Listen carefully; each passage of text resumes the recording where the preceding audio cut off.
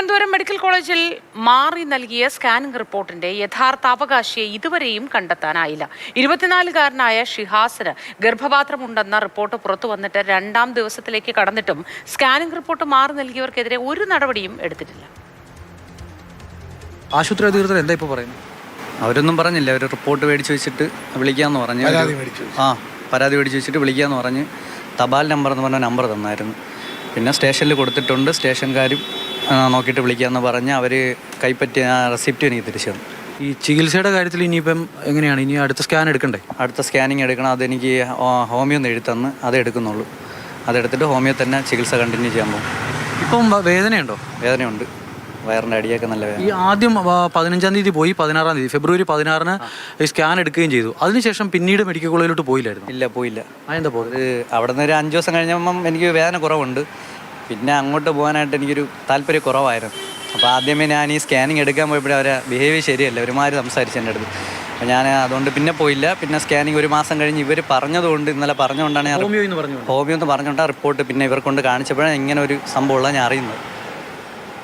ഇത് ചോദിക്കാൻ പോയ സമയത്ത് തർക്കവും ബഹളമൊക്കെ ആയിരുന്നു. ഈ കാര്യവും പരാതിയിൽ പറഞ്ഞിട്ടുണ്ടോ? സൂപ്രണ്ടിനോട് പരാതിയിൽ പറഞ്ഞിട്ടുണ്ട്. ഇന്ന് ഞാൻ പോയപ്പോഴും കാര്യം പറഞ്ഞാൽ ഞാൻ മര്യാദയ്ക്ക് സംസാരിക്കാനായിട്ട് വന്നതാണ്. പക്ഷേ നിങ്ങളുടെ റിസപ്ഷനിലിരുന്ന ആൾക്കാരാണ് എൻ്റെ അടുത്ത് അടിയുണ്ടാക്കാനായിട്ട് വന്നത് എന്ന് ഞാൻ അവരുടെ അടുത്ത് കാര്യം പറഞ്ഞിട്ടുണ്ട്.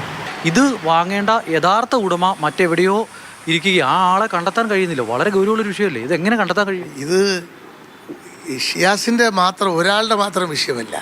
അപ്പോൾ ഒരു റിപ്പോർട്ട് മാറുമ്പോൾ ഇത് എത്ര പേരുടെ റിപ്പോർട്ട് മാറി പോയി എന്നുള്ള വലിയ വിഷയമാണ്. ഈ ചെറുപ്പക്കാരൻ്റെ ഒരു മനസ്സിലെ വേദന അവൻ്റെ ഉമ്മയെ വരെ വരട്ടിക്കളഞ്ഞു.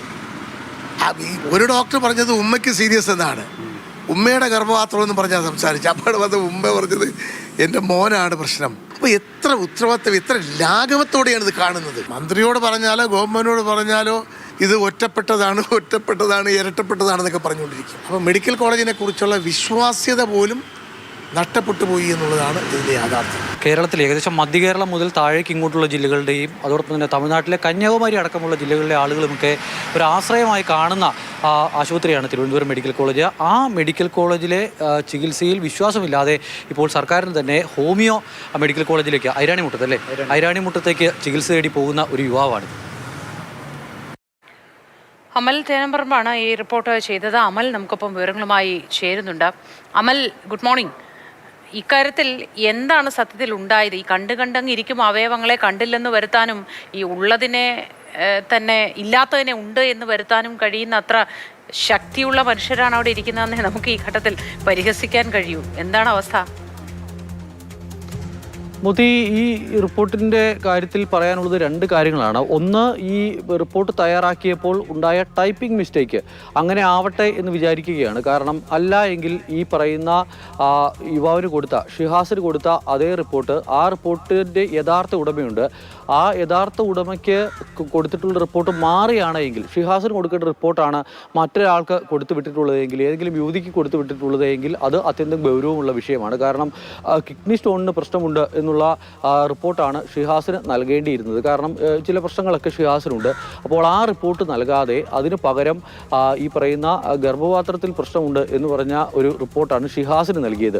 അപ്പോൾ ഷിഹാസിന് നൽകേണ്ടിയിരുന്ന റിപ്പോർട്ട് മറ്റാർക്കെങ്കിലും നൽകിയിട്ടുണ്ടോ എന്നുള്ളത് വളരെ ഗൗരവമുള്ള വിഷയമാണ്. അതൊന്നും പരിശോധിക്കാൻ പോലും ആരും തയ്യാറാകുന്നില്ല. ഇത് ഈ ഷിഹാസിൻ്റെ റിപ്പോർട്ട് തയ്യാറാക്കിയപ്പോൾ ഉണ്ടായ ടൈപ്പിംഗ് മിസ്റ്റേക്ക് മാത്രമാണ്, അതിനപ്പുറത്തേക്ക് മറ്റൊന്നും സംഭവിച്ചിട്ടില്ല എന്നുള്ള തരത്തിലുള്ള വിശദീകരണമാണ് ആശുപത്രിയുമായി ബന്ധപ്പെട്ട് സംസാരിക്കുമ്പോൾ അവർ പറയുന്നത്. പക്ഷേ ഇത് ഒരു പരിശോധന പോലും ആ വിഷയത്തിൽ നടക്കുന്നില്ല എന്നുള്ളതാണ് പ്രധാനപ്പെട്ട കാര്യം. ഇന്നലെയൊക്കെ ചെല്ലുമ്പോൾ നമ്മൾ സംസാരിക്കുമ്പോൾ വളരെ ലാഘവത്തോടു കൂടിയാണ് ആ ലാബിലുള്ള ആളുകൾ അടക്കം സംസാരിക്കുന്നത്. ഈ വിഷയത്തിൽ അവർ പറയുന്നത് അതൊക്കെ പരിശോധിക്കുന്നുണ്ട്, അതൊക്കെ സൂപ്രണ്ടിന് ആരൊക്കെയോ പരാതി കൊടുത്തിട്ടുണ്ട്, നോക്കുന്നുണ്ട് തുടങ്ങിയ പ്രതികരണങ്ങളൊക്കെയാണ് അവിടെ നിന്നും വരുന്നത്. ഷിഹാസ് ഇന്നലെ സൂപ്രണ്ടിന് പരാതി നൽകിയിരുന്നു. അതോടൊപ്പം തന്നെ പോലീസിലും പരാതി നൽകിയിട്ടുണ്ട്. ഡോക്ടർ ജയശ്രീക്ക് ഈ വിഷയത്തിലെ എന്താണ് സംഭവിച്ചത് എന്നറിയാനുള്ള ഒരു അന്വേഷണം നടത്തണം എന്നാവശ്യപ്പെട്ടുകൊണ്ട് ജയശ്രീക്ക് നിർദ്ദേശം നൽകി. ആ അന്വേഷണം നടക്കുന്നുമുണ്ട്. മെഡിക്കൽ കോളേജാണ്, ഇത്തരത്തിലുള്ള വിഷയങ്ങൾ ഇടയ്ക്കിടയ്ക്ക് ഉണ്ടാകുന്നതാണ്. അങ്ങനെ ഇടയ്ക്കിടയ്ക്ക് ഇവിടെ ഇത്തരത്തിൽ ഇതേ ലാഘവത്തിൽ ഇവർ ഈ കാര്യങ്ങൾ കൈകാര്യം ചെയ്തുകൊണ്ട് റിപ്പോർട്ട് മാറിപ്പോയിട്ടുണ്ടാവാം. എത്ര പേർക്ക് മാറി ചികിത്സ പോലും നൽകിയിട്ടുണ്ടാവാം എന്ന് ആലോചിക്കുമ്പോഴാണ് അതിൻ്റെ ആഴം നമുക്ക് മനസ്സിലാവുന്നത്. അമൽ,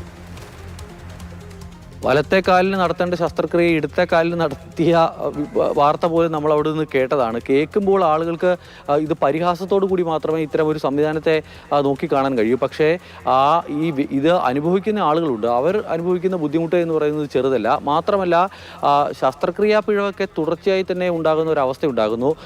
എന്തെങ്കിലും തരത്തിലുള്ള നമ്മൾ അല്ല ഈ പരാതി, ഇത്തരത്തിലുള്ള വിമർശനങ്ങളോ പരാതികളോ ആരോഗ്യവകുപ്പിനെതിരെയും ഈ പറയുന്ന ആശുപത്രിക്കെതിരെയും മെഡിക്കൽ കോളേജിനെതിരെയും ഉന്നയിക്കുന്നത് നമ്മൾ മാത്രമല്ല.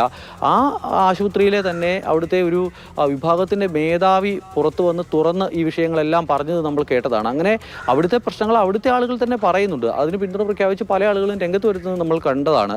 അപ്പോൾ അത്തരത്തിൽ പ്രശ്നങ്ങൾ അവിടെ നിരവധി നിലനിൽക്കുന്നുണ്ട്. ഇത് ആദ്യമായിട്ടൊന്നുമില്ല. അവിടെ ഇപ്പോഴും എൻ്റെ മോത്തി അവിടുത്തെ ICU സംവിധാനം പ്രവർത്തിക്കുന്നത് കർട്ടൻ മറച്ചു കെട്ടിയാണ്, തുണി മറച്ചു കെട്ടിയാണ്.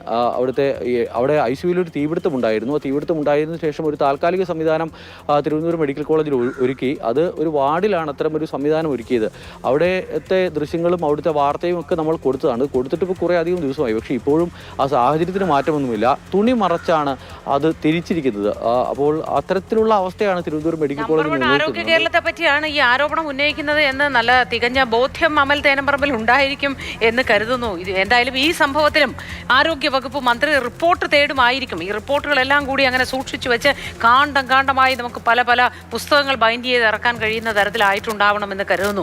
ആ റിപ്പോർട്ടുകൾ തന്നെ പഠിക്കാൻ ഇനി ഒരു വലിയ വകുപ്പൊക്കെ നമുക്ക് വേണ്ടതായി വരും. അല്ലെങ്കിൽ പിന്നെ ഈ റിപ്പോർട്ടുകളൊക്കെ എന്ത് ചെയ്യും? റിപ്പോർട്ട് ഉണ്ടാവുന്നുണ്ട്, പലരെയും ചുമതലപ്പെടുത്തുന്നു, റിപ്പോർട്ട് ഉണ്ടാവുന്നു. ഈ റിപ്പോർട്ടിൽ എന്ത് നടപടി?